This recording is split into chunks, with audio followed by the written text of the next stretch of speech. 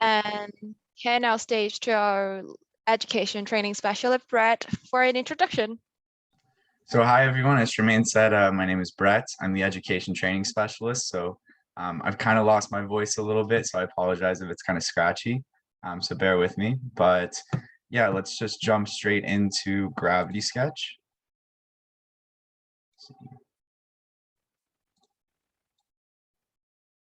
Are you guys seeing that? Yep. The screen? Okay, perfect. Is it mirrored or is it okay? It is okay. Okay, perfect. Let's see.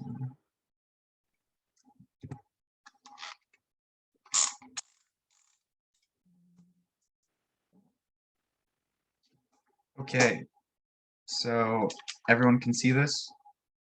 Everyone can hear me well? Yes. Perfect.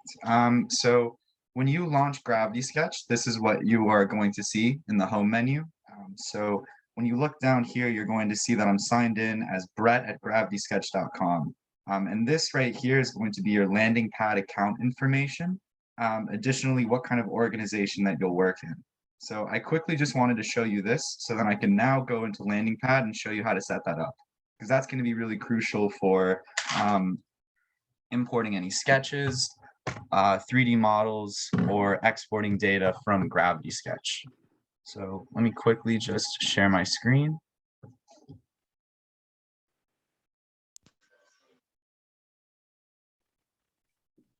So this here is going to be landing pad. I'm already signed in, but this is going to be, wait, I actually don't think you guys can see this. We see Brett's workspace. Oh, you are seeing Gravity. Okay, perfect. Just making sure. Yeah, so this is going to be landing pad. This is where you're going to import different 3D models, or if you've created something in Gravity Sketch and you export it, this is where you'll be able to access it. So here is where you're going to be changing your organization. Right now I'm in my personal workspace, but for instance, if you wanted to be in a collaborative space, like a collab room, you would go to the appropriate school. So in this instance, it would be UC, which I don't currently have on my org right now, or You have it under I do have it. UAL. Yeah. If we get to that point later in the workshop, and I can go there, but right now I'm just gonna keep it at Brett's workspace. What I want to show you guys really quickly is how to throw a 3D model into the space and then access it in Gravity Sketch. So when I go to my desktop, I have this 3D model of an electric scooter, which you'll see here is just an OBJ, which you could get from any 3D model library. So what I'm going to do is just drag this 3D model right here into a landing pad. Once it's uploaded, you'll see that it's in there. Now I'm going to hop right back into Gravity Sketch and show you how I can access that. And feel free to ask questions at any point as well if this is going too fast or if this is too much information at once. I'm happy to go a bit slower.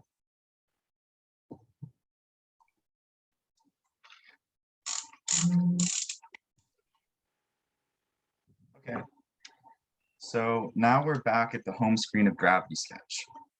You can see that I have my landing pad information and I'm in Brett's workspace organization.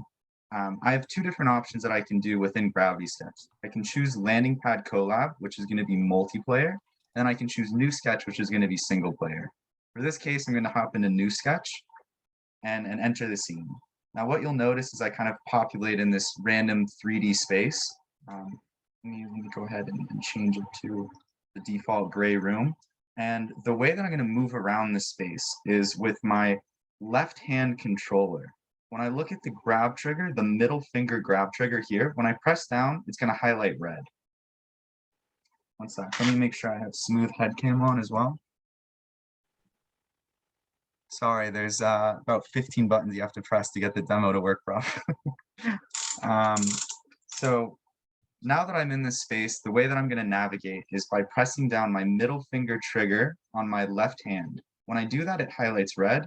When I move my controller, I'm now able to pan across the scene. So by moving it to the left, to the right, up and down, I can now navigate my scene a little bit. But how do I zoom in? How do I zoom out? How do I understand scale a little bit better if I'm making something really small something really, really large. How do I move around? So the way that I'm going to do that is by holding down both middle finger grab triggers. So by only pressing one on my left hand, I pan kind of like other CAD softwares. By pressing both, I can now zoom in and out. So by taking my controllers out, I can zoom in. By bringing them closer together, I can zoom out. Another cool trick for people that might be left-handed, by default, Gravity Sketch is going to orient your drawing hand with your right hand. Your drawing hand is going to be your dominant hand. I'm right-handed, so this works for me. But if you're left-handed, what you're going to want to do is move your controllers out this way and then tap the ends together this way. And by doing that, you'll then have your dominant hand be your left hand, or excuse me, your drawing hand be your left and your non-drawing hand be your right. I'm going to go back to the other way because, as I said before, I'm right-handed. So you're going to have, I'm going to be referring to this as my drawing hand, my non-drawing hand. Any questions so far? Is this a good pace? Is this too fast? How's everyone feeling so far? I'm going to take that as a good thing, unless anyone objects. So that is kind of the basics of how you're going to navigate. So with your non-drawing hand, pressing down the middle finger trigger to pan around the scene, and then by holding both triggers to zoom in and out. Now, how you'll be creating your first stroke is with your index finger trigger on your drawing hand. So this is like your creation controller. It's how you're going to be creating different lines. It's also going to be how you're creating surfaces, and really you can just think of this as like your creation tool. So the way that I am making a line is by holding down my index finger trigger, and as I'm pressing that, moving around the scene. So I'm making sure to hold on to everything, and now I can start creating something within this virtual space. Now, unlike something on pen and paper, I'm actually able to edit the points that I've just created. So by hovering my transparent sphere on my drawing hand and intersecting it with the geometry that I've made, it's going to highlight red. Now what I can do is grab this geometry with my grab trigger. So again, the way I moved around the scene was with my grab trigger on my non-drawing hand. Now, if I were to press the grab trigger on my drawing hand and intersect it with geometry, I can now move what I've created in this space. So once I've grabbed it, I can move it around the scene. I can scale it the same way I could scale myself up and down. I could duplicate it by holding it and then pressing it twice. And you can see how you start creating something really interesting within the scene. The way you can also increase the size of your grab sphere is by moving the joystick up and down. So by moving it up, you can increase the size of the sphere, which will select different objects, and I can also shrink the size of it too. Once I grab it, I can also delete objects with the red button on my drawing hand. So I will grab it, then press the delete button, which will delete everything. I can also go back by pressing that exact same button. So now I've repopulated that geometry that I've made. I can change the color of what, yeah. Sorry, was that a question or just okay. If that was a question, feel free to reach out, unless that was just like a noise. Okay. Additionally, what you can do is you can, let's see, I just want to quickly, no, this is okay. Additionally, I can edit the stroke that I've made. So unlike pen and paper, where you'll draw a line and it permanently stays on that sheet of paper, I can't then change that line on paper. That's not true with something like Gravity Sketch. You could select the object that you want to change, and then as you're holding it, so again, intersecting the grab sphere with the geometry that I want to affect until it highlights red, and then grabbing it with my grab trigger. As I'm grabbing this, so I'm moving it around the scene, I'm also going to press the blue button on my non-drawing hand. When I press that, you'll see that I have different points that show up on this line that I've created, but also a panel, excuse me, a panel of different ways that I can affect this geometry. So I can start grabbing these points, moving it around, and changing the line that I've created. I can simplify the points as well, which will maintain the essence of the line that I've created, but we'll just simplify it to where it's a little bit easier to maintain. I can increase the size of the stroke that I've made too. So you can really start affecting the shape of different things very easily and intuitively without the pressure of making something perfect on your first go. So that's really, really nice. Additionally, something relevant to this class that I want to cover as well is importing a 3D model. Additionally, importing a mannequin at 1:1 scale. So the way that you're going to do that is by pressing the blue button on your non-drawing hand. When I select that, you'll see a different list of panels that will influence the scene. What I want to do is hover over to the prefabs icon. When I do that, you'll feel haptic feedback in your controller. And I can't simply just click it. I have to hover over it until it highlights it, and then with my index finger trigger, click it. Now I have the panel to which I can choose different scenes or choose different objects. And the way that I'm going to grab any of these icons isn't by clicking it, it's by grabbing it, the same way I grab geometry in the scene. So with my grab trigger, hovering over it and grabbing it. That's what I'm going to do for my prefabs as well. So again, pressing the blue button on my non-drawing hand, selecting prefabs, and opening up this panel menu. Now what I'm going to do is intersect this mannequin here till it highlights red and then grab it. Now you'll see that it can be populated into the scene, but this is at kind of an arbitrary scale. This isn't 1:1. And if we're creating something that we want to be rooted in correct proportions, we want to make sure that this is at the right scale. So alternatively, instead of just grabbing this and dropping it into the scene and hoping that it's at the right scale, because let's say I zoomed myself out more and then dropped it in, this is all just like a very random proportion. So what I want to do is grab this mannequin, as opposed to putting it right into the scene, I'm going to drop it into this blue box here. Now you'll see that this mannequin is imported at 1:1 scale, which is really nice. And you'll see it this way when I zoom myself into 100%. 100% means 1:1 scale. Now you'll see that this lines up a little bit better to what you'd see in real life, not something like giant proportions or ant proportions, right? Okay. Now it's kind of in just this ghost mode.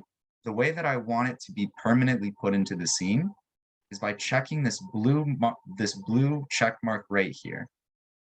Once I've done that, now this mannequin can be influenced in the scene the same way that I could influence a different stroke. I can grab it, I can duplicate it, I can do whatever I want to it. I can even influence the shape of this model. So by default, it's going to have these green dots show up, which gives you a very rough idea of the shape that you want for it. You can kind of make it dance or move around the scene. But if you wanted something that was, yeah, let's go back, let's drop it in one more time. If I wanted to be a little bit more precise with this thing, I could move my joystick to the right, which will give me these blue edit points. Now I can be really, really precise with the shape that I'm making for this mannequin. I can even influence something as small as the fingers here. Now, to draw back to what I showed you in the beginning of this demo with importing a 3D model, I dropped that 3D model into my landing pad account. Now what I can do is access it within this virtual space. So by pressing the blue menu button here and then going to prefabs, instead of built-in models, I'm going to go over here to import models. I'm sorry if this is a lot of information at once. Hopefully everyone is following along pretty well. I'm going to go ahead and select import models. Now I'm going to go ahead and select Brett's workspace because that's where I dropped this model in my organization. When I click Brett's workspace and I hover over to the right, you'll see that I have access to that 3D model. So I can go ahead and select that and then import that into the scene. Now, I got this offline, so the scale is a little bit arbitrary. It's not exactly the way that I want it to be, even though I think that lines up decently well. So I'm going to put this here, press the blue check mark, and now I have some idea of a 3D model that I want to work off of. So now I can start orienting my, my mannequin and have it positioned on this scooter here.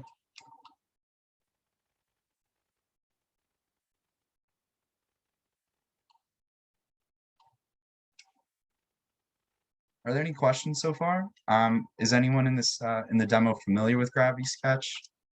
Anything that they're interested in seeing that I haven't covered quite yet? My understanding is everyone's pretty new to it so far. Thank you. Thank you. Rena. This is great so far. Was anyone gonna say anything? I can also say something. Go ahead. Yeah, Jake. I had a question about the model that you imported. Yeah. What program was that built in, and like, what format did you import it in as, like, an STLs, and which ones work better, STLs or FBX? I don't know. Oh, the scooter that I imported, the 3D model. Yeah, the scooter. Yeah, so that we have 3 export settings within Gravity Sketch, and you're able to import 3 models as well. OBJ, FBX, and IGIS. This model in particular is an OBJ. I'd say for the most part, it's a good rule of thumb to have an OBJ, especially when you're just starting out.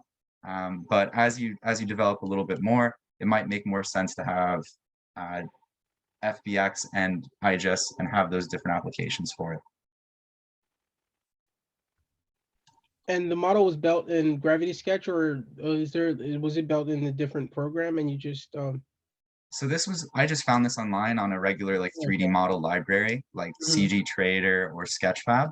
So this wasn't made in Gravity Sketch, but I'm going to use it to represent kind of like the infrastructure scene that I want to create for this demo.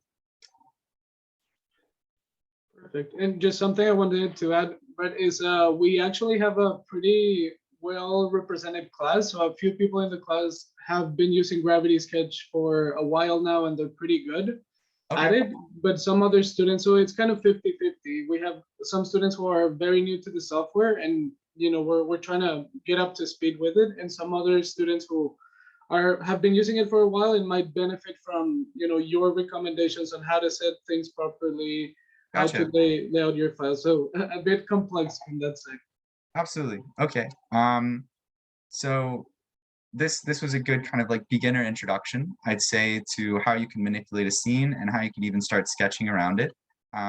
Let's say I just wanted to use this 3D model as a proportion for what kind of position I'd want my mannequin to be in, but I actually didn't want to use this as a 3D scene. I wanted to create something around this, but just use this proportion to understand exactly what would be like a comfortable orientation for a person riding a scooter.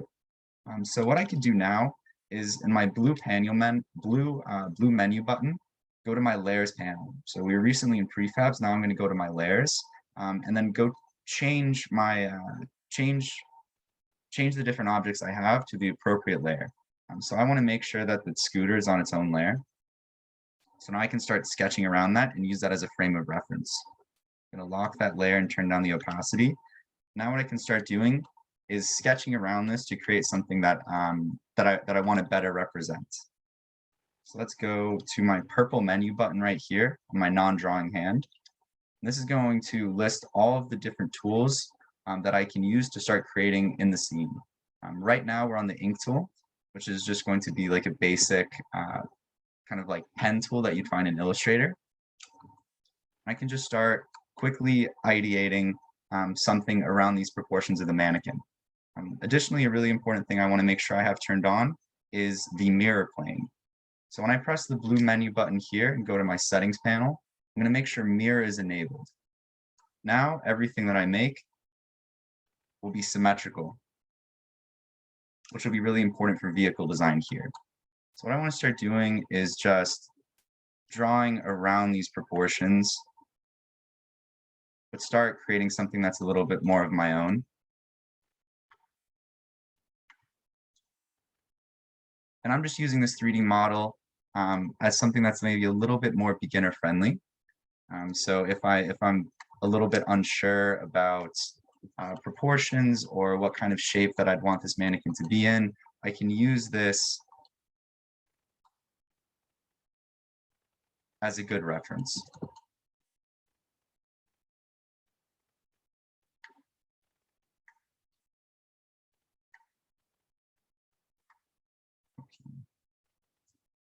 Additionally, I have different tools like the revolve tool, which will help represent the wheels. So what I can do is head over to my revolve tool here. And now I can start creating something that has a revolved shape like this. But I can change the axis orientation of it as well by lightly pressing down on my index finger trigger on my non-drawing hand, which will then change the axis of my revolve tool. So now I can start creating a wheel that intersect in the mirror.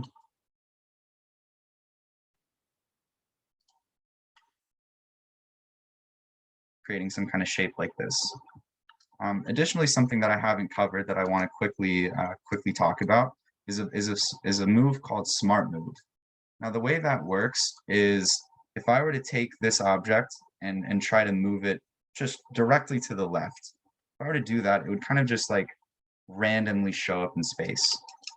However, what I want to do is make sure that it immediately just locks to that axis. So the way that I'm going to do that is by orienting my controllers this way. Kind of think of it like tug of war, like you're holding a rope like this. When you hold your controllers this way and intersect geometry, now you'll be able to lock that object to this axis and then duplicate it over to the other side. Now what I've done is created some semblance of a scooter sketch that I'm going to be working off of for this. Now, I realize I just traced that and it's not really an original design or anything, but this is kind of the idea of what you can start creating moving forward. Now, additionally, what I want to do is group these together. Actually, no. What I want to do first is bake the mirror of this, so I'm able to move this in any direction. So now because I've created this in the mirror plane, it will only lock to that mirror axis. However, if I were to increase my graph sphere and hover over every piece of geometry, hold it, and long hold the blue edit button here, I'm now able to select every point that I've grabbed within that, then press something called Bake Mirrored. Now I can move any part of this geometry and it won't lock to that mirror plane. So I'll go ahead and group that. I'll group the mannequin with it, and then change the color. Okay. I think I might want to have like a bike or something in my scene as well. So I'm going to go to my prefabs and then check built-in mod and then import models and go to my bonus references. Now select a bike here. So we have a whole library of different references that you can use as well. So, wrong scale.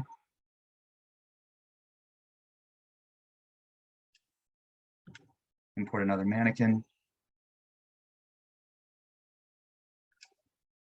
And go through the same process.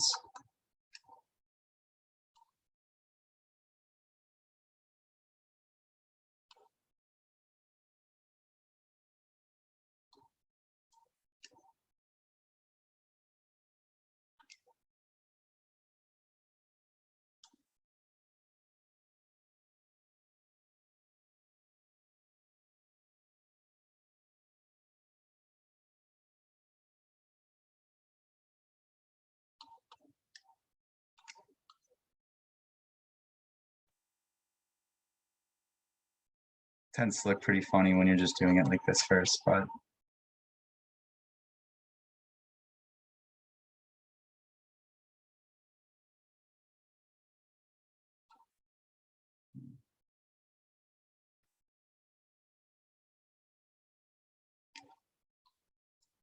okay, so now I have some models that I can work off of.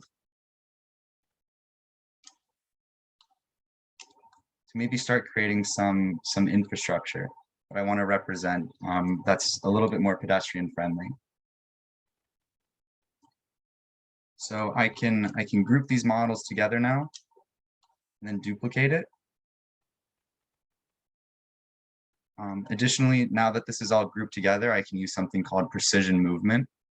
So if I were to go to my blue menu button here and go to my settings, if I toggle all the way over here to beta, you'll see that I have this tool belt option. I have it enabled. By default, maybe yours will be disabled. So go ahead and turn that on. The way that you're going to access those options within your tool belt is by grabbing your grab trigger on your drawing hand and swiping across the scene. And you'll see these different options that will show up. I want to grab this tool here, the precision movement tool. So now when I grab a grouped object, I select it one more time, I can now start affecting this in a really precise manner, something a little bit closer to a traditional CAD software. Additionally, I can move my joystick on my drawing hand and have different options here to move the geometry. So now I can affect this directly on the axis. Additionally, when I press the color wheel button on my drawing hand, I can move this object in 5-degree increments.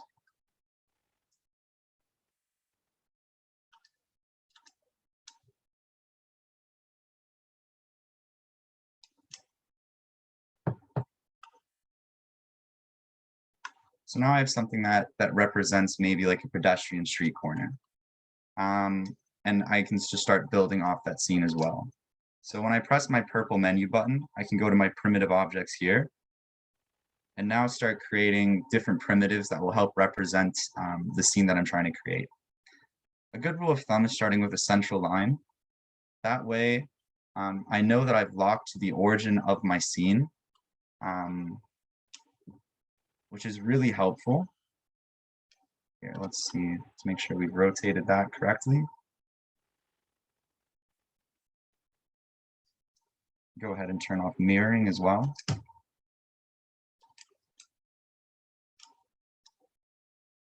Don't need that to be mirrored.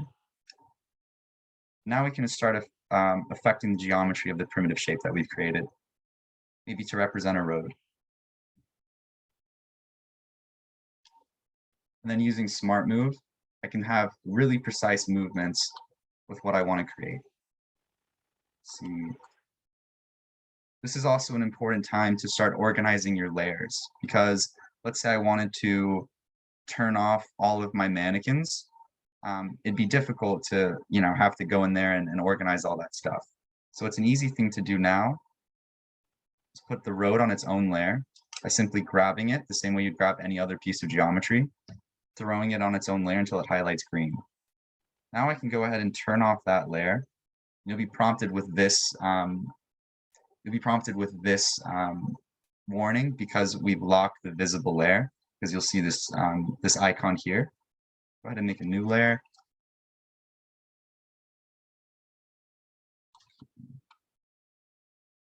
What I'm gonna do is make sure I've highlighted all of these. Now I can start moving this together.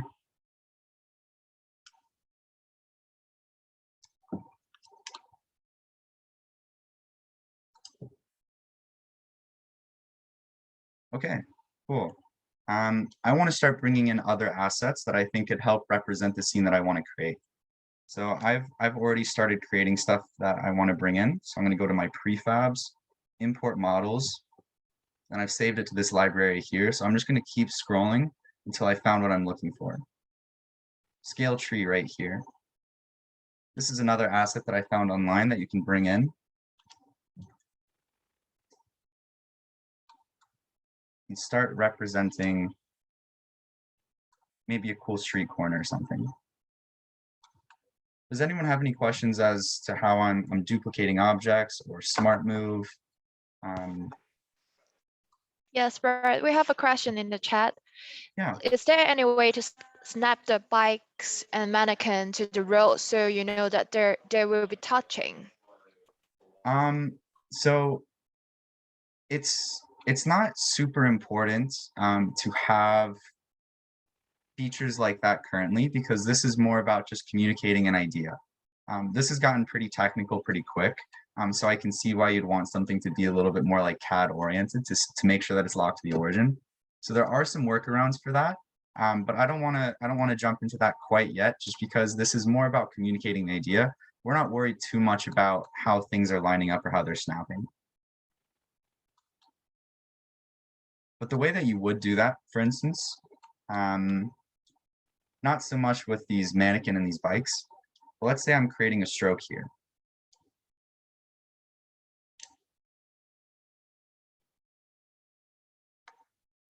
I'm creating something like this, and I wanted this to snap to the ground. what I can do is go into edit mode here, make sure when I have the panel enabled, turn on snapping. Now what this will allow me to do is move my points, which will snap to this object, which will become a really useful workflow moving forward. But for right now, it might not be super relevant right now. That's cool. Maybe that could be like a cool bush or something. We'll see.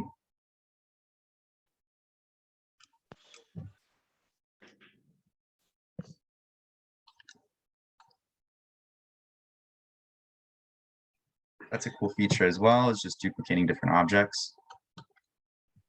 And Brett, I just wanted to say thank you, especially, you know, some of the students are very new to the software. So what you're showing right now is a very clear way of how powerful it really is. And I keep saying, you know, Gravity Sketch, the benefit is real-time edits, real-time iterations. And already we can see kind of a future street scene just with, you know, very quick adjustments. So that's pretty cool. Exactly. I don't know exactly what this is, but it's cool. Maybe it's just like a sculptural thing in the scene. So you can start really playing around with different shapes and not feeling too restricted like you would with traditional CAD softwares. Let's see. You can change the color of things to better represent what you're trying to create.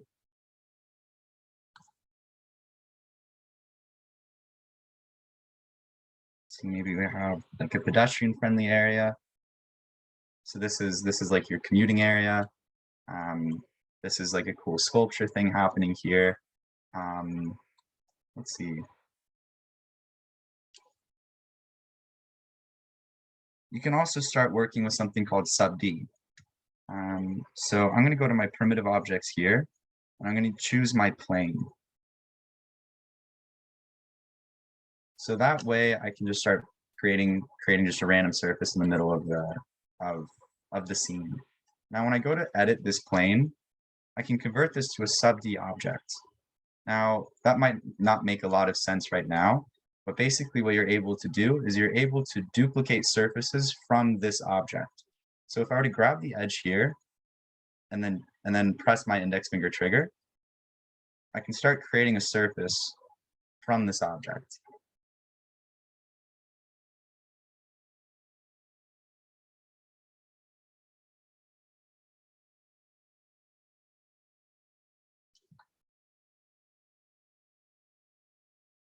Change the color. Maybe this is like a plywood thing. And when I've turned smoothing on, this is what's called low poly. So this is literally just the base geometry of the surface that I've created. However, if I were to turn this on, you'll see that it's now one smooth surface being defined by the points that I've created. Let's see.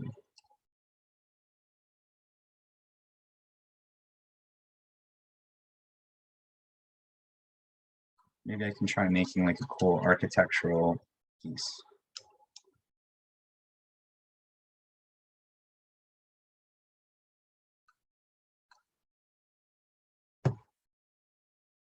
I can even select whole edge loops by holding down this index finger trigger, which will highlight the whole edge loop of what I've created. So without pressing down my index finger trigger on my non-drawing hand, it will only select one edge of these surfaces. By holding that down, you can select the whole edge, which is a really simple way of making something longer or shorter, and just becomes a really intuitive workflow moving forward. So I have whatever this is going on. And let's say I want to represent thickness with this object. I can go into edit mode, and as opposed to trying to duplicate this or having a lot of data, I can press my purple menu button here once I'm in edit mode and toggle on thicken and offset.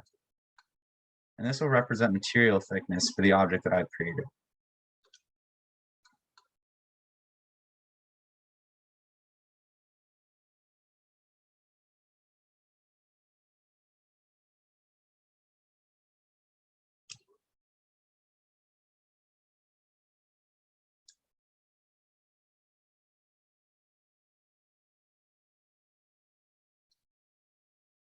Okay, now I can start creating some kind of a scene here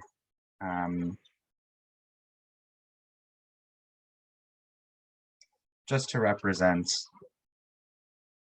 a very basic cityscape and infrastructure. Now, if I'm not mistaken, we also wanted to touch on Colab, right? So maybe now is a good opportunity to hop into Colab and show you how we could collaborate as a group to create something like this too. Charmaine, I don't know if you wanted to hop in or if I'm mistaken. I Okay. could. And you're in their Octo. Yeah, let me change to and make a different room in UC. Yeah, I can actually join too, Brett, if you move it into Sure. UCDU. Okay, yeah, sounds good. Before I leave here, does anyone have any questions surrounding this? Features that were new, or maybe this was too slow for some people or too fast for others? Before I hop off this room? Okay, I'll take that as a good sign, unless anyone says it's really bad. Okay. So the No, way you I'm know, going this is great. This is great, especially seeing. So one thing is learning the software, and another is seeing what you can do with it. So this is really great. absolutely perfect. Yeah, I'm glad.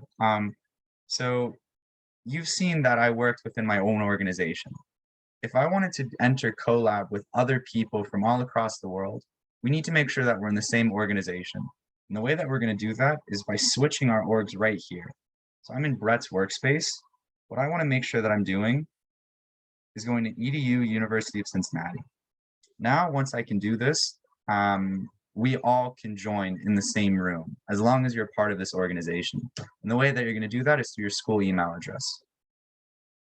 So I'm going to go into Landing Pad Colab here and go ahead and make a new room and just call it Brett Demo. Let's see for that. It's right here. I had a question about the rooms that you can make. Like, how many rooms can like one person make? Is there like a limit to that? There's So no cap for creating a collab room, but you can only run 4 parallel section for collab room. So exactly. Oh, sorry, I didn't mean to interrupt. Yeah. And if I can add one thing to that is, once we're all, comfortable with Gravity Sketch, I will be adding you to the UC account, and that's where we can all jump in, and that's where we can have our sessions. But we will explain all of that, when the time comes. Another thing I forgot to touch on as well is if you're in a space with 5 or 6 people, and let's say they don't know your name or you want to identify yourself better, this is how you can customize your appearance to other people in that space. So by clicking here, I can change my name. I'm just going to keep it as Brett GS because that is a good identifier. And then I can also change the color of my avatar. So this is a really important thing to do before you enter a Colab space. So yeah, I can hop into Brett Demo here. And now we can all begin working together. I can influence some of the geometry that Charmaine has made. Additionally, I can see her panel. So I can help guide her if this is like a tutorial, like you're trying to teach other people, or really whatever the case is. But this is a really great collaborative space to start working on stuff. Let's see.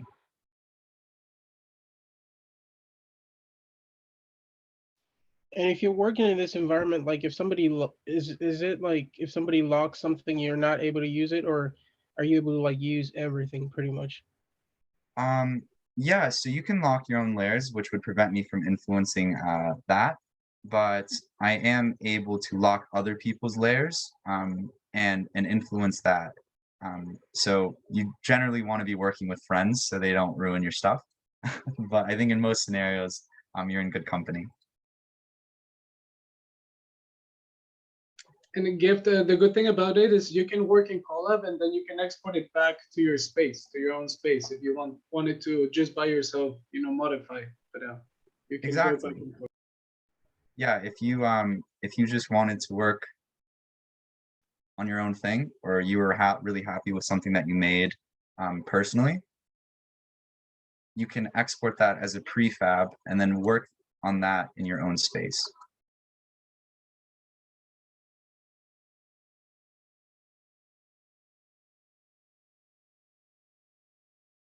this is a really good opportunity for like design reviews as well.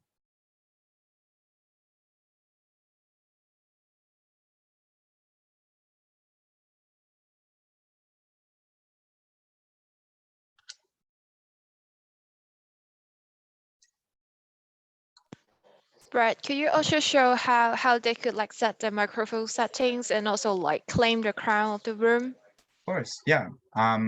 So we're communicating right now through Zoom, but if you specifically wanted to communicate only through Colab, what you could do is you could toggle on your microphone, which this might get some feedback here. But once it turns green, everyone within this space should be able to hear it through their headset, unless their volume is turned off completely. So this is a way that you could communicate with people all over the world. Additionally, since I created this this space, or actually, he has the crown right now. But basically, now he's able to change the environment settings and influence the scene more than anyone else because he is the crown currently. But if Charmaine and I were to have it, perfect. Thank you very much. Thank you, Alejandro. So now I have the crown. So I'm able to change the environment settings for everyone in the scene.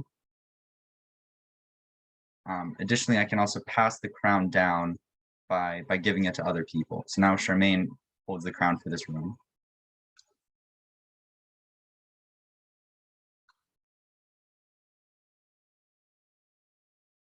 Yeah, so you can see when she's changed it, now that's the case. Okay.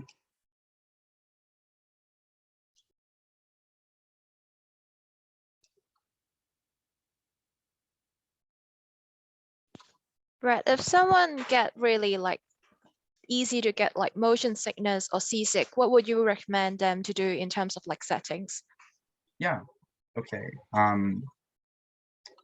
So right now what I have turned on is vertical lock.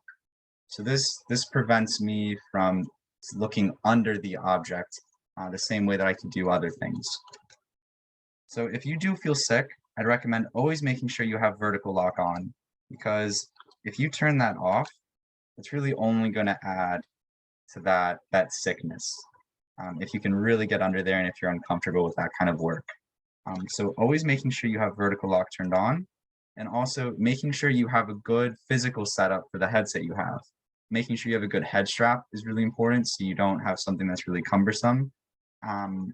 Additionally, making sure that you've timed your working sessions to an appropriate amount of time. I say make sure to take a break at least every hour or so you avoid feeling too sick.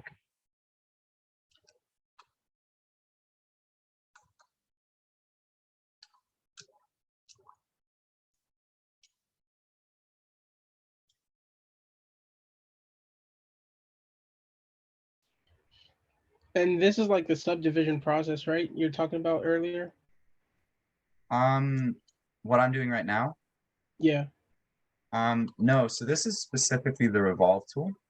Okay. But what I could do is convert this to a sub-D object. So this right now isn't subdivided. What I could do is now I'm in edit mode. I could convert that to a sub-D object. So you'll see how this changes. I'm able to move these points and influence this shape just like this before it's a sub-D object. But when I convert it, now you'll see how much the shape changes. And it's broken in to that low poly form that we saw earlier. So this is what sub-D looks like. Are you able to like move vertices on edges as well with this?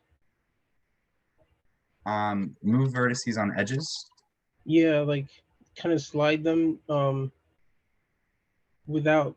So what I would recommend doing, because we don't currently have like an edge slide function where you could take this and then it maintains its shape, but we move that similar to functions you'd see in like Blender. Yeah. What I would recommend doing is taking a stroke tool, creating the kind of shape that you want. This is a really good workflow for like wheel arches, for instance. I've created a shape that I'm happy with for the wheel arch.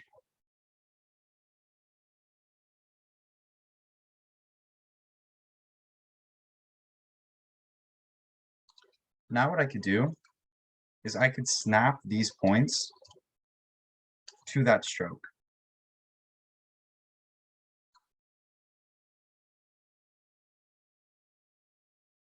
Which kind of can serve as your edge slide function. If that makes sense. Yeah, that is pretty cool. So that's kind of a cool workaround for the lack of that feature currently. But I'd say that is a really heavily requested thing. So it's going to come in no time. Because it really is just such a practical, important thing to have. Okay, let me make sure I've turned off.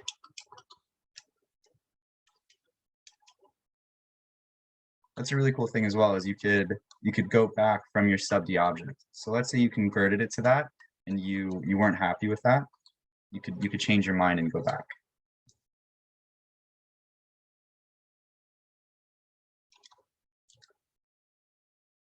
So let's take a look at what other people have made.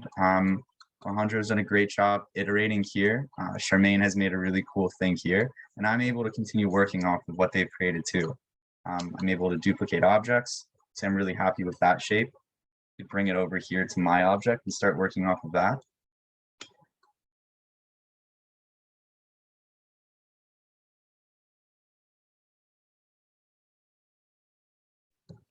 Once something's been added to the scene, do you see who put it in, or is it just there?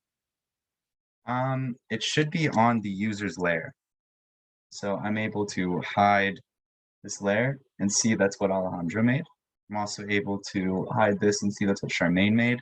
So when something is imported, you'll see who made that or who did that, because it should be on that layer.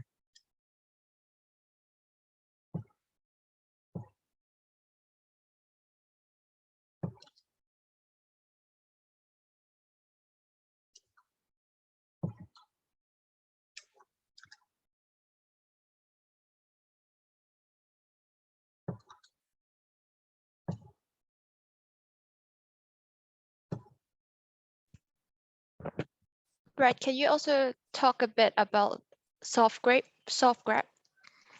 Like how do you modify the geometry and models in a smoother way? Yeah, of course.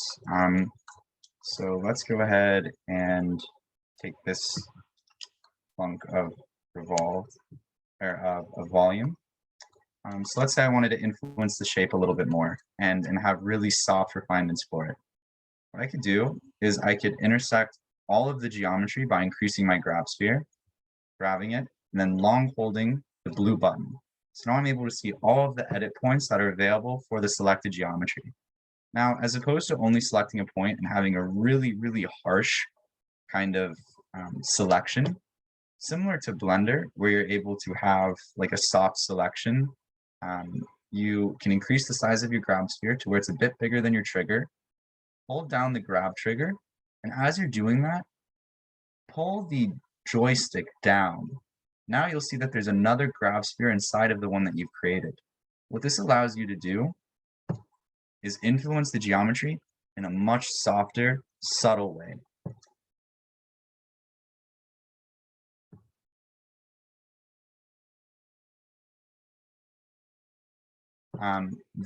The central grab sphere will be the harder selection, and the outer one will be a softer one.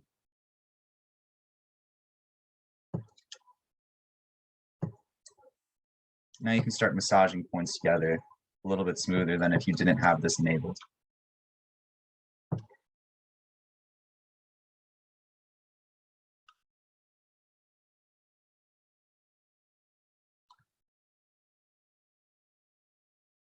I can start using this volume tool as well. Start blocking in interesting shapes that I think could look cool. I could start sketching off of.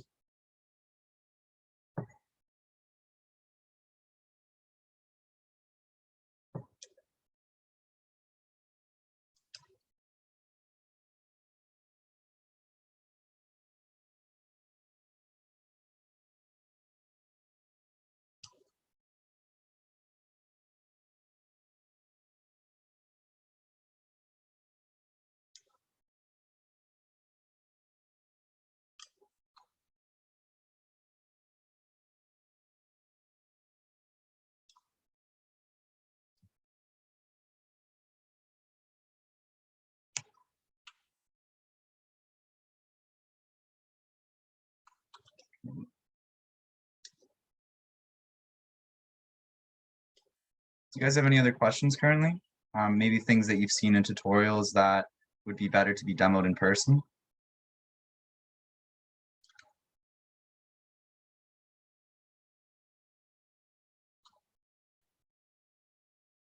How did you pull up the layers menu again? Sure. So I just grabbed my blue menu button here on my non-drawing hand, and you'll see all these different tools here that I can select from. I'm just going to go ahead and select my layers panel. Here's my prefabs. There's my layers. Okay, thank you. Sorry, was probably a Oh, don't- redundant question. No, but- don't apologize. Please feel free to ask more questions as well.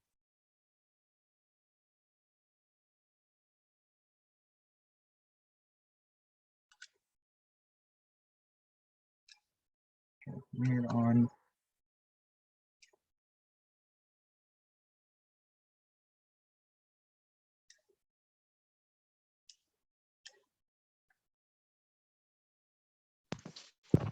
Brett, for someone who are like very experienced in 2D sketching and first time in 3D sketching, what advice would you give them? Someone who's very experienced in 2D sketching. Well, if you want to stay in your comfort zone and continue working in something two-dimensional, you can also import images and then work off of those views. So for instance, what I could do is I can take a reference image from here. Let's see what things I can grab from. So I have these different orthographic views of a vehicle. Let's say you created this on Procreate or Photoshop or whatever the case is. I can drag these images into the scene. I can expand them, and then by soft selecting it, so by just barely grabbing onto my controller, I can then lock that to a different axis within Gravity Sketch. So now what I can do is I can head over to my stroke panel, turn on point mode, and also turn on planar. Make sure that I have this enabled in the same axis. Now what I can start doing is drawing from my two-dimensional sketch.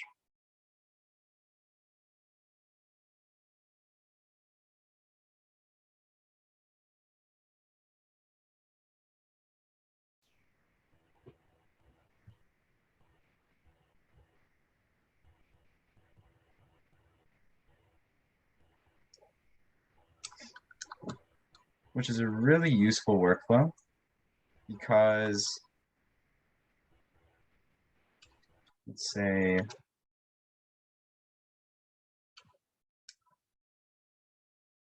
I've created some geometry here based off of my two-dimensional sketch. So what I've basically done is literally just converted my two-dimensional sketch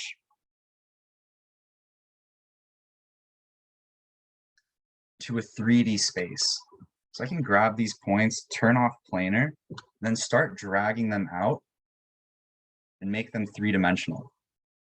So I can start creating orthographic views off of that and then start creating something in space based off my 2D sketch.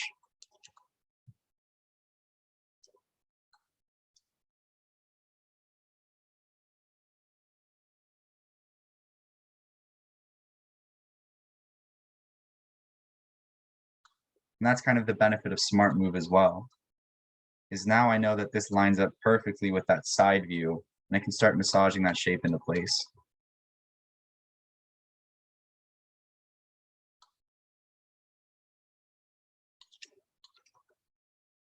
Additionally, I can get like the top view of this sketch too. Turn off vertical lock. Now I can take that sketch, have this line up with my top view. Increase the size of this as well.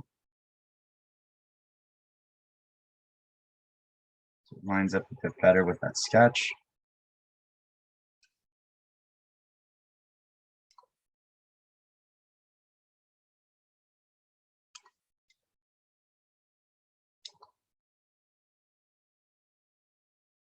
Start working off that view.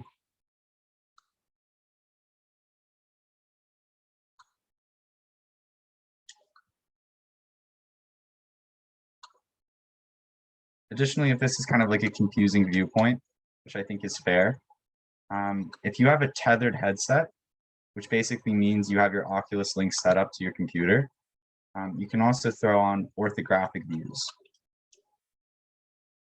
which are really helpful. Well, this is kind of a cluttered scene, so maybe this is an area where you wanted to just take this model and put it into your own space, but you were happy with it. This is an opportunity where you can have an orthographic view and then see those viewpoints together. So this is already starting to take shape based off that 2D sketch that I drew.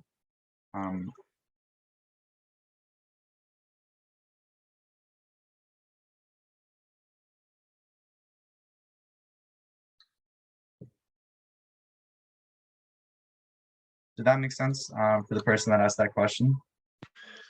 It's me asking. Oh, that was you. Oh, it was just you. Oh, okay. Yeah. Another question, like if I would like to like bring more like models, maybe that importing OBJ stuff inside Colab room, is there any advice you would give us? Let's see. No, it's just the same process that you'd have for any other import. So you go to your prefabs, you'll go to your imported models. I'll find the model that I took before, drop it into the import, see where it populates in the scene.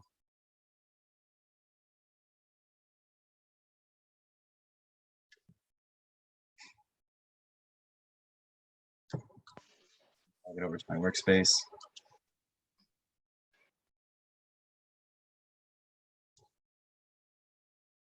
Now I can start creating off of that.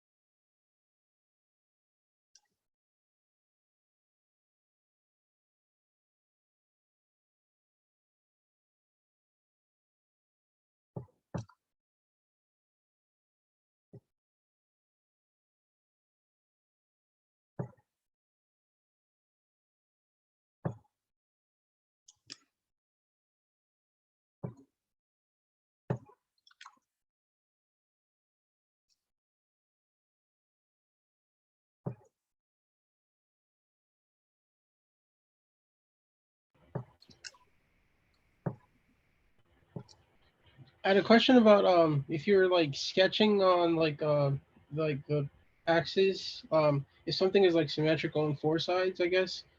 Yeah. When like you use the multiple, like what is that, like the stroke pen with a bunch of like I don't know, like multiple kind of like let's see, like pen strokes, it would have like four strokes, but whenever you edit on one side, it edits it weirdly on the other side. Like, is there a way to do that differently? Maybe like if something is symmetrical on all four sides, I'd say. I don't know if I fully understood the question. Are you talking about this tool? Yeah, that one. Yeah, but if Okay. you're sketching, for example, something that has like symmetry on like where the plane, like the middle plane is, you have like two sides. But if it was symmetrical, like on four sides, let's say, like the middle plane and the let's see, the Z plane. Oh, And are the you X. talking about like symmetry on multiple axes? Yeah, yeah, and not just the middle one. Let's see. So currently there's only symmetry on the blue axes. Yeah, That but if that's the only axes that you have symmetry on. Trying to think of some good workarounds. If I'm not mistaken, I believe there are some cool workflows for that. I don't know if I have some good answers for you currently. I think it's kind of just being conscious of that fact if you wanted something to be mirrored on the other side. So you finish this object here. Let's see, duplicated it.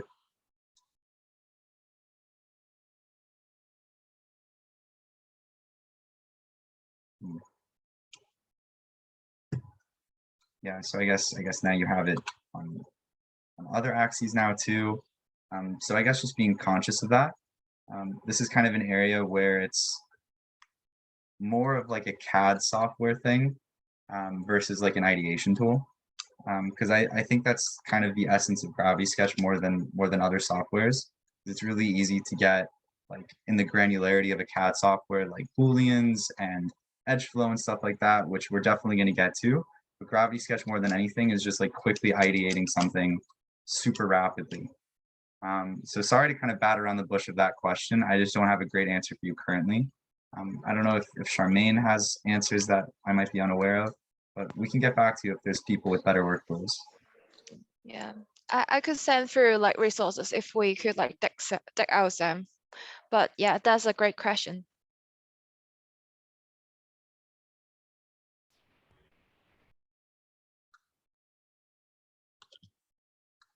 You guys are very quiet. I'm sorry if this is boring. Hopefully. Yeah, I was about to say like this is like more or less all the stuff we prepare for the workshop. So please, if you have any question, just shout it out or like type it in the chat, or we can like give you back time. Yeah. Let us know. Yeah, no, guys, this is really great, and especially for the students that are just getting started, I can tell you that this is one of the most intuitive tools you will ever use. So the first time you learn CAD, the learning curve is pretty high. The first time you learn Gravity Sketch, you pick it up much quicker. So many of the things that Charmaine and Brett had talked about today, they will be very intuitive once you start playing with it yourself. So at least from my experience, that's what I would recommend for now. Try to open a brand new file, try to start playing with some tools, getting used to. Also, there are some really good tutorials inside of Gravity Sketch. Brett, can you show us where to find those, please? Yeah, of course. It's a great point. So if you click on your blue panel menu here, you'll notice that there's a graduation cap at the bottom. When you select Learn, you're going to have all of these different menus which will prompt inside of Gravity Sketch, which you can follow along with. So you can scrub through this at your own pace and really learn about the software within the software, which is a really helpful thing versus like I'm looking at it on YouTube and now I'm trying to go back and remember it. Like you can pause this and use it and understand exactly what's happening as you're using it. So just one more time, blue menu button right here, Learn panel at the bottom, and you're gonna have to go and it'll walk you through this really cool headphones tutorial. If I'm not mistaken.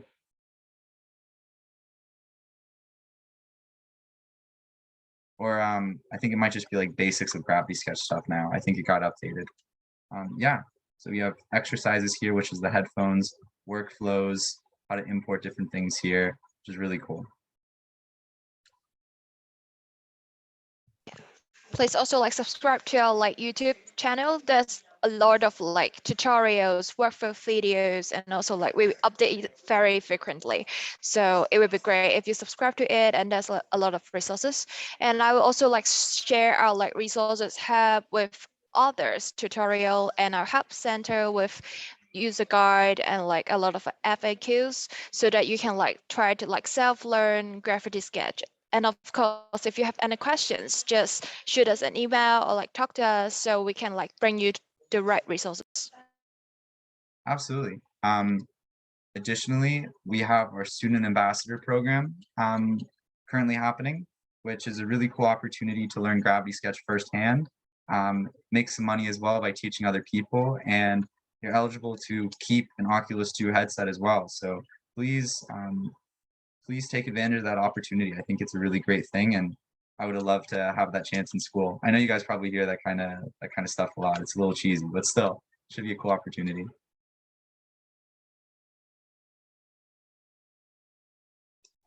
Yeah, no, for sure. And something I keep telling the students is our time and place of this opportunity with you is a unique chance for them to get exposure. So like we did last semester, I've been sharing those experiences with them that this is not only a chance to learn the software and to have access to it and become really good at it, but using this collaboration between our class and Gravity Sketch to get exposure to, if you do a really good job, we might be able to feature the projects and it just connecting Absolutely. it with industry. Absolutely. Yeah, I distinctly remember looking at the work that was done in the previous class and was a little blown away. So yeah, we're super invested in your education, in whatever ways that we can help you, kind of empower you to create the best work, and also learn about how we can improve the software too. You guys definitely push the boundaries a lot. You're not confined and kind of jaded with the workflow yet. You're super eager to learn, and we really want to support you the best way that we can. So you'll see kind of the workflow that I'm doing now is really rough, and it's just kind of communicating an idea right now. But if I'm super happy with the shape that I've created, there's options within Gravity Sketch to really refine what I've created too. So this is just a like super rough example of surfacing, but nonetheless, like I could take the time to really edit the topography of this, export it into other softwares like Alias or Rhino or SolidWorks, whatever you're choosing to do. I'm assuming for this class probably like Alias, but yeah, this is an incredible way to just get your ideas out in no time. You don't have to have the learning curve of drawing and stuff, which maybe not everyone has the skill to do. Um, so this is just a way of communicating your ideas in a matter of minutes. And then if you are happy with it and you want to take it further, we also have the ability to do that.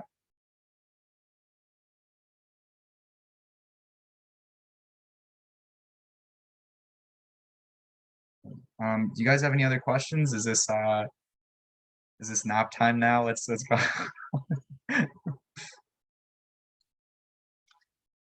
That wasn't supposed to be a rude thing. I hope that wasn't like a rude. Okay.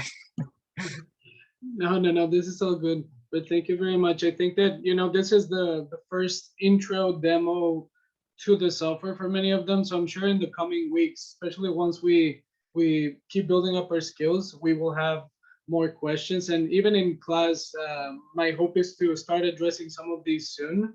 But this was yeah. great because you gave us an overview for people who are starting now and some tips for people who have been using it. So in the coming weeks, we will probably begin ideating as a group, as a team. So the idea for everyone is get up to speed with the software, become comfortable so we can start using it as soon as possible.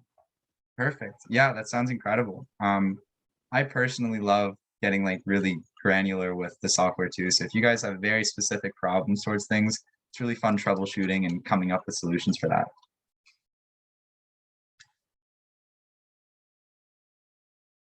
Apologies again for my raspy voice. Brett, one last thing. I forgot if you have shown it, but like, can you show us how to like take screenshot and how can we assess it? And also like, how do we export those models, that sort of things? Yeah, no, that's great. I didn't touch on that. Thank you for reminding me. So let's say I was happy with the way this model looked and I wanted to get some photos of it and maybe bring it into Photoshop or continue rendering over it. You can go over to the Save and Export panel and click Take Screenshot. What this will allow me to do is change the field of view as well as the depth of field for what I've created. Even turn on transparent background, so I have a PNG, and start taking photos that will show up in my landing pad, which I can download and then bring into Photoshop. I can even have these be good like progress photos for my portfolio, whatever the case is. So this is a super helpful thing just for organizing your stuff. I'm not sure if you guys have like process books due, but this could be like a really quick solution towards like, this was session 1. This was my first time using Gravity Sketch. Snap a photo. Whatever the case is really exciting. There's a cool workflow as well, which I'm not sure how many people are familiar with the tutorials, but you can also block in the volumes that you've created and turn it completely white. So let's go to my environment panel here.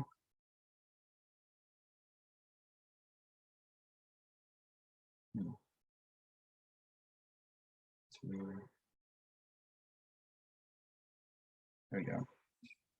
Go to custom, up gradient, make sure we have a fully white room. What I'm able to do now is block in this shape.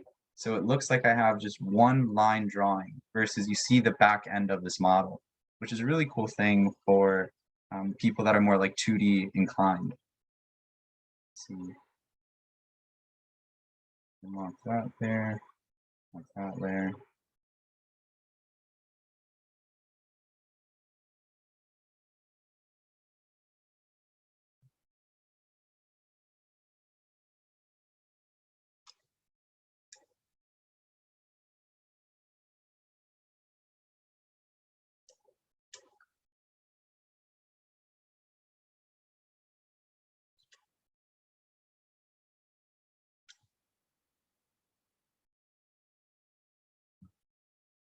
So you can get an idea of the 2D shape that you've created. So when I take images, you won't see the back half of this model. You only see the front view. So this looks like a really good two-dimensional drawing in perspective.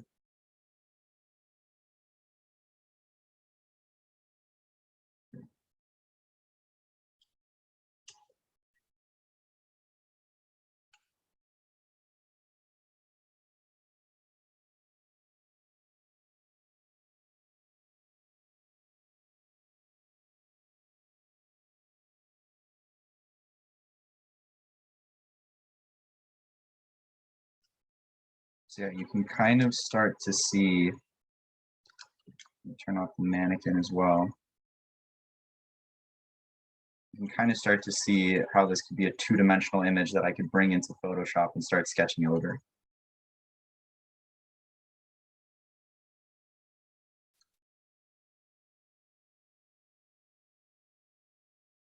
Again, super, super rough.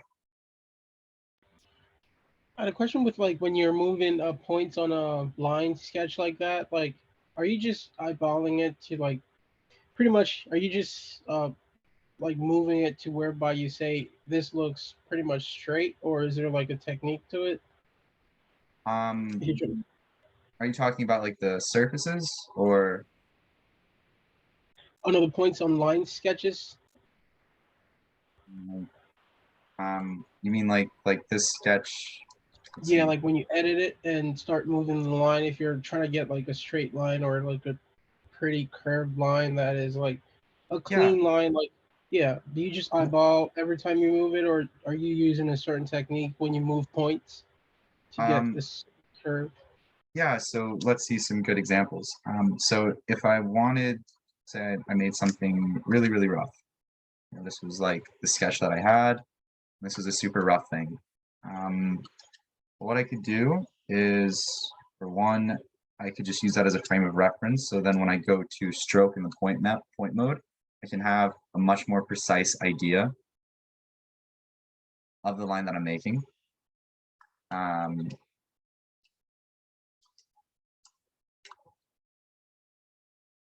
So that's one example of making something a little bit more precise. But additionally, if I was really happy with the layout of this stroke, but I, for instance, wanted it to be a little bit wider, I could select all the points and then using Smart Move, make sure I lock it to that axis. Okay. Oh, that's a good example of like polar symmetry and stuff. Yeah. So to answer that question before, that's kind of a good workflow for different mirroring axes. But yeah, that's kind of one way of making sure that your points are in the right place that you want. Additionally, like the precision move tool, so you select that object and then you can move it exactly the way that you want. Those are some small workflows. Is that kind of what you were talking about, or did I'm happy to answer it further if I didn't quite answer your question. Yeah, you kind of answered it. Yeah. Okay. Are you sure? Yeah, I think I showed this before too, but with the wheel arches as well. Yeah. You know, like you have the surface. Let's say you have this surface here, and you wanted to drop in another edge loop, and you had your surface here that was really refined because it's going to be easier to affect your stroke than it is going to be affect the surface. You can take your surface and then start snapping to that stroke. So then you have something that's a lot more refined. Let's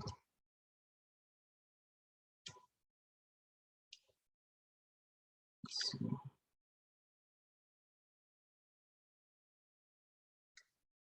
Yeah, so you'll see how this lines up a bit more with that stroke. And you can get a shape like that. So those are ways of refining your line a little bit more than just kind of like arbitrarily throwing it in the scene. Mhm. Yeah. That's helpful. Yeah, thank you. Yeah, of course. Yeah, I mean, you know, when you bring in like a 2D image as well, you have like a clear idea. You can export your model as well by clicking export and then choosing your different options like OBJ, FBX, or IGES. OBJ, pressing the export button. I'm not going to export this model because it's going to export everything in the scene. But for instance, I can go to my prefabs here. This will be the last thing I touch on, and then we can log off. But you know, let's say I was really happy with this model that I created. I could go to my prefabs here, and this is something that I created in a collab space. So what I can do is I can go to Brett's workspace. I can select this model, grab it, and throw it here into my prefabs. Press the blue check mark. Now, when I leave this collab space and go to my own personal workspace, I can go to my prefabs and then access that model. It's going to show up all the way over there. But now I have my model in my own personal workspace.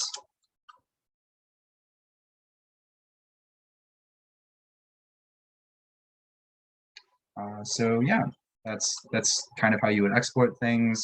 I can take this and then export it as an OBJ. And it will show up in my landing pad.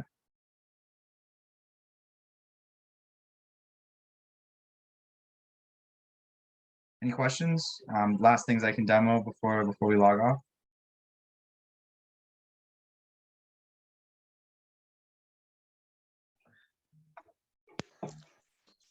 No, but everything looks really good. Thank you so much. Like I said, maybe in the next few weeks, once everybody starts really playing with the software, I'm sure we'll have more specific questions for you. But Yeah. this is a really great starting point for everybody. Yeah, of course. Yeah, happy to help, and I'm really looking forward to all the work that is shown in this class. I'm excited. Awesome. Thank you. Me too. Yep. Just one last thing, I would like to show you like some of the previous work of our student ambassador to like give your sense of like how far Graffiti Sketch could be.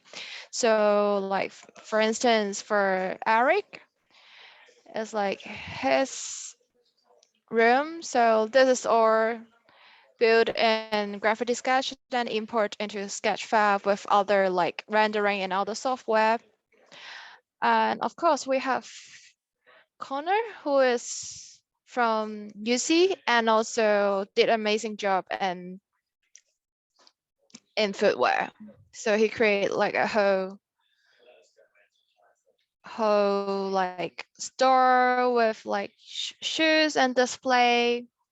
And so I would just want to tell you all that like there's a lot of possibility in Graffiti Sketch, and like you're just in the beginning of the journey. So I hope that you enjoyed this like workshop, and we hope to see you soon again. Absolutely. Absolutely. Thank you. Thank you very much, everyone. Thank you guys. Yeah.